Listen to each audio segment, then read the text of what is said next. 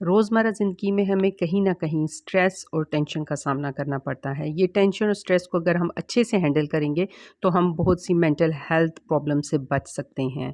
अगर हमें इसको अच्छे से कोप करना नहीं आएगा, तो हम बहुत सी बीमारियाँ जो हमें मेंटल हेल्थ की टेंशन, एंग्ज़ायटी, फ्रस्ट्रेशन, डिप्रेशन ये सब कुछ हो सकता है।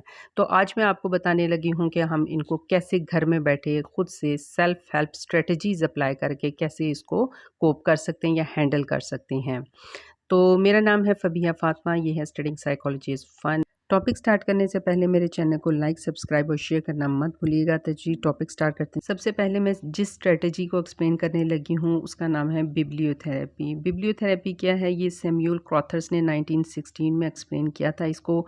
ये ग्रीक वर्ड से निकला है जो है बिब्लियन जिसका मतलब है बुक और थेरेपिया जिसका मतलब है हीलिंग। इस टेक्निक में आपकी कंडीशन और आपके इश्यूज़ को देखते हुए आपको बुक्स रीडिंग के लिए दी जाती हैं जो आपके लिए हीलिंग का काम करती है। जिससे आपकी टेंशन, स्ट्रेस, एंग्जायटी ख़त्म हो सकती है और इसके अलावा आपकी प्रॉब्लम्स, कॉन्फ्लिक्ट, इमोशंस ये चेंज होते हैं और ये आपके जो माइंड को चेंज करने में बहुत आपकी हेल्प करती है। इसमें बहुत सी डिफरेंट वैराइटीज़ हैं बुक्स की। कुछ जो मैंने स्क्रीन पे आपको बुक्स के दिखा रही हूँ, ये बुक्स हैं। आपको अगर कहीं से मिल सकती हैं तो आप लेकर इनको रीड कर सकते हैं। इनके अंदर जो स्टोरीज़ होती हैं वो फ़िक्शंस और नॉन फ़िक्शन दोनों पे होती हैं। ये बुक्स शॉर्ट स्टोरीज़ फॉर्म में होती हैं, नॉवेल्स, बायोग्राफ़ीज़ इसमें होती है, पोएट्री होती है और ये बुक्स इसलिए होती हैं आपका इंटरेस्ट भी देखा जाता है और फिर आपके इश्यूज़, कंडीशन और हिस्ट्री के मुताबिक आपको ये बुक्स दी जाती हैं। और टीचर्स के लिए सेपरेट होती हैं, चिल्ड्रन के लिए सेपरेट, एडल्ट के लिए भी अलग से बुक्स होती हैं।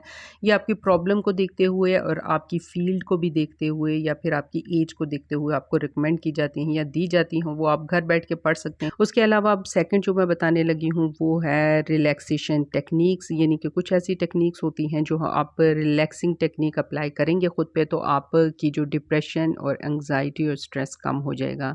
उस टेक्निक की भी मैं आपको वीडियोज़ जो है उसका लिंक नीचे दे दूँगी, क्योंकि अगर मैं आपको अभी डिटेल बताऊँगी तो वीडियो काफ़ी लंबी हो जाएगी। ये घर में आप अप्लाई कर सकते हैं ईज़िली। जिस दिन आप ज़्यादा खुद को स्ट्रेस फ़ील कर रहे हों, तो वो टेक्निक्स अप्लाई कर सकते हैं।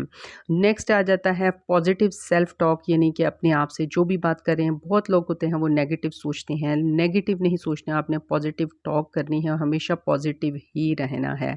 और अगर कुछ गलत भी हुआ है तो उसके पॉज़िटिव वेज़ या फिर उसके पॉज़िटिव पॉइंट्स को भी देखना है।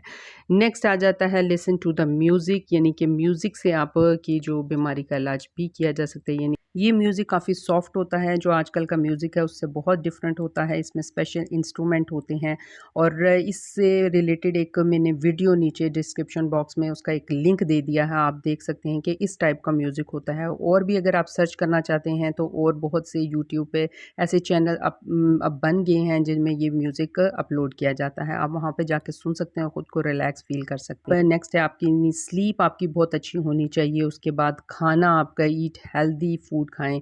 नेक्स्ट स्ट्रैटेजी है फिज़िकल एक्टिव या फिर वॉक, यानी कि आपके लिए स्ट्रेस को रिलीज़ करने के लिए फिज़िकली एक्टिव, यानी कि अगर एक्सरसाइज कर सकते हैं तो भी बहुत अच्छा और अगर वॉक कर सकते हैं तो ये बेहतरीन है। आपकी सुबह की वॉक बहुत ज़रूरी है खुद को रिलैक्स करने के लिए, सारा दिन बहुत अच्छा गुजरता है। नेक्स्ट जो टेक्निक है वो है गुड रिलेशनशिप्स, यानी कि अपने घर वालों के साथ रिलेशन अच्छे रखें और कोई बहुत अच्छा सा एक दोस्त रखें जिससे आप अपनी पॉजिटिव और नेगेटिव बातें दोनों शेयर कर सकें और वो हमेशा आपको पॉजिटिव गाइड करे। आई होप कि आपको मेरा टॉपिक पसंद आया होगा। प्लीज़ मेरे चैनल को लाइक, सब्सक्राइब और शेयर करना मत भूलिएगा। इस तरह की और भी स्ट्रेटजीज़ और भी टॉपिक्स लेके आती रहूँगी। Thank you. अल्लाह हाफ़िज़।